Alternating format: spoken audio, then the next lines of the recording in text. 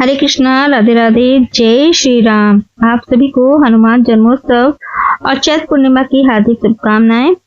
आज हनुमान जन्मोत्सव के अवसर पर आइए सुनते हैं हनुमान जी के जन्म की कथा कि हनुमान जी का जन्म कैसे हुआ। वेदों और पुराणों के अनुसार पवन पुत्र हनुमान जी का जन्म चैत्र मंगलवार की ही दिन पूर्णिमा को चित्रा नक्षत्र व 20 लगन के योग में हुआ था। इनके पिता का नाम वानरराज राजा केसरी था और इनकी माता का नाम अंजनी। रामचरितमानस में हनुमान जी के जन्म को लेकर संबंधित बताया गया है। पुराणों और धर्म ग्रंथों में हनुमान जी के जन्म को लेकर कई पुरानी कथाएं प्रचलित हैं। उनमें से एक कथा बहुत ही रोचक है। कथा के अनुसार माता अंजनी को यह वरदान मिला हुआ था कि उनका होने वाला पुत्र शिव जी का अंश होगा। यही कारण है कि हनुमान जी को शिव जी का अवतार भी माना जाता है। एक मान्यता यह भी है कि जब हनुमान जी का जन्म हुआ था तो उसी समय रावण के घर मेघनाद का जन्म हुआ था। यह सिर्फ एक महज संयोग नहीं था, बल्कि यह दुनिया में अच्छाई और बुराई का संतुलन बनाए रखने के लिए हुआ था। मान्यता है कि हनुमान जी 7 चिरंजीवियों में से एक हैं और रुद्र के 11वें अवतार हैं। भगवान श्री हरि विष्णु ने धरती पर धर्म स्थापना के लिए जब राम अवतार लिया था तो हनुमान जी उनके सहायक बनकर बजरंगबली के रूप में धरती पर आए थे। आइए सुनते हैं हनुमान जी का जन्म कैसे हुआ। एक बार भगवान इंद्र द्वारा स्वर्ग में आयोजित एक औपचारिक सभा में ऋषि दुर्वासा भी उपस्थित थे। जब सभी लोग गहन विचार मंथन में मग्न थे, तभी एक अप्सरा पुंजक स्थली अनजाने में बैठक के बीच इधर उधर घूम रही थी। अपने क्रोध के लिए प्रसिद्ध ऋषि दुर्वासा ने पुंजक स्थली को ऐसा न करने की चेतावनी दी, लेकिन उसने उनकी बात अनसुनी कर दी और चलती रही, जिससे संत क्रोधित हो गए और दुर्वासा ऋषि ने उसे श्राप देते हुए कहा, तुम बंदर की तरह इधर उधर उछल कूद कर रही हो, बेहतर होगा कि तुम बंदर बन जाओ। दुर्वासा ऋषि का श्राप सुनकर वह उनसे क्षमा मांगने लगी और कहने लगी कि वह जानबूझकर ऐसा नहीं कर रही थी और उसे जरा सा भी अंदाजा नहीं था कि उसकी मूर्खता का ऐसा परिणाम होगा। ऋषि दुर्वासा उसकी विनती से द्रवित हो गए और उन्होंने कहा कि श्राप वापस नहीं लिया जा सकता, केवल कम या अधिक किया जा सकता है। सुनो, तुम रो मत। अगले जन्म में तुम्हारा विवाह एक देवता से होगा, परंतु वह एक बंदर होगा और फिर तुम शिव जी के अवतार को जन्म दोगी, जो अत्यंत शक्तिशाली पुत्र और राम जी का परम भक्त होगा। पुंजक स्थली ने स्वयं को धन्य समझा और अपने नए भाग्य को स्वीकार कर लिया। पुंजक स्थली का जन्म वानर देवता विराज की संतान के रूप में हुआ था और उनका नाम अंजना रखा गया। अंजना ने बिना भोजन और पानी के भगवान शिव जी की भक्ति पूर्वक प्रार्थना की और ध्यान किया, जिसका फल उन्हें शीघ्र ही मिला। भगवान शिव ने उनकी प्रार्थना से प्रसन्न हुए और उन्हें अमर पुत्र का वरदान देने की इच्छा व्यक्त की। बाद में जब वह विवाह योग्य हुई तो उनका विवाह वानर देवता केसरी से हुआ।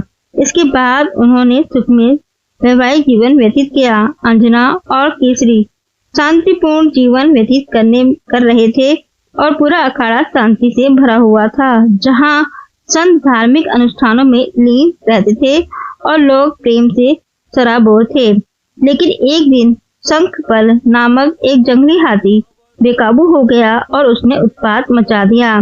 हालात इतने बिगड़ गए कि लोगों की जान चली गई और संत अपने अनुष्ठान नहीं कर पाए। भगवान केसरी को शंखबल से प्रेम था, वे शोक से व्याकुल थे, परंतु भारी मन से उन्होंने उस जंगली हाथी को मार डाला और उसके सारे दांत काट डाले। तब संतों ने उन्हें वरदान दिया कि उन्हें एक पुत्र होगा जो अपनी इच्छा अनुसार रूप धारण कर सके और जो वायु के समान पराक्रमी और रुद्र के समान होगा।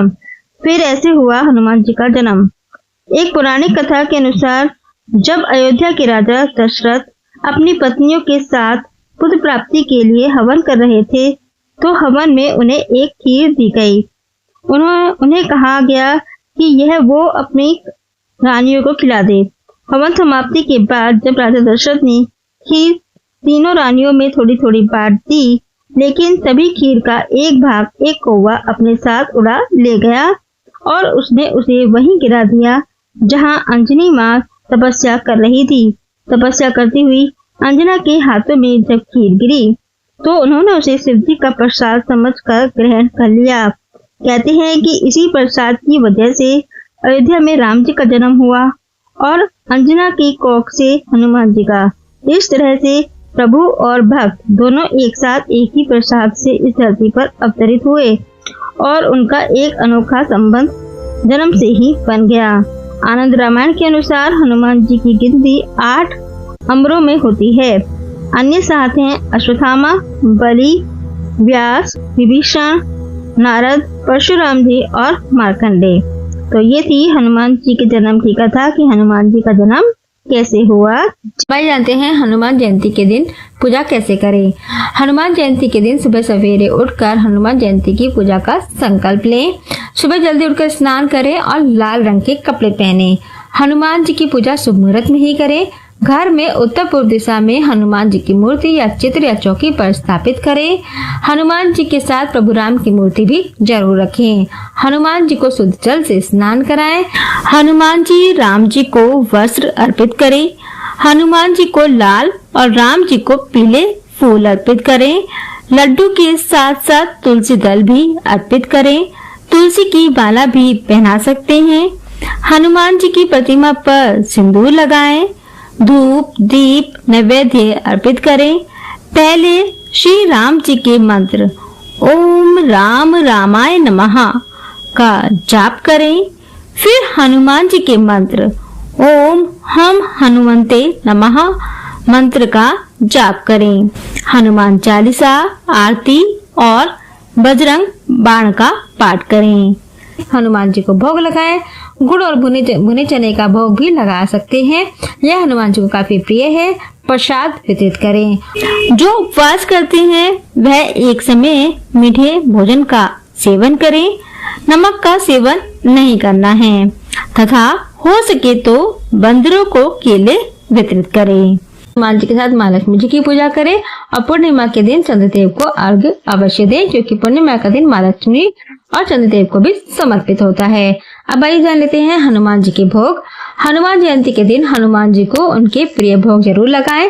ऐसा करने से हनुमान जी प्रसन्न होते हैं और अपने भक्तों पर कृपा बनाते हैं। नंबर 1, बूंदी के लड्डू। यह हनुमान जी को बहुत पसंद है। इसके अलावा उन्हें बेसन से बने लड्डू भी अर्पित किए जा सकते हैं। इससे जीवन में सुख और शांति आती है, साथ ही जीवन में शुभता का आगमन होता है।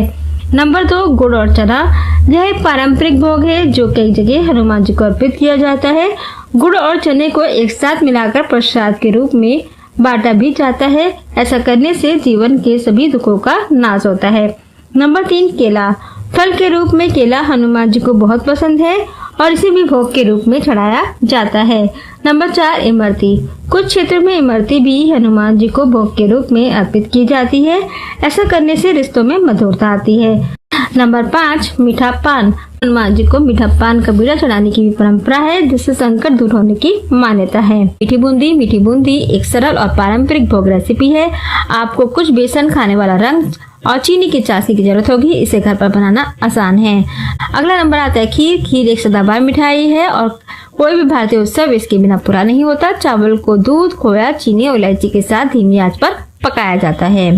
तो ये थी जानकारी कि हनुमान जन्मोत्सव की पूजा कैसे करें, भोग क्या लगाएं। तो आप सभी पर हनुमान जी की कृपा बनी रहे। इसी के साथ ही आज की वीडियो में इतना ही और आप सभी को हनुमान जन्मोत्सव, हनुमान जयंती की हार्दिक शुभकामनाएं।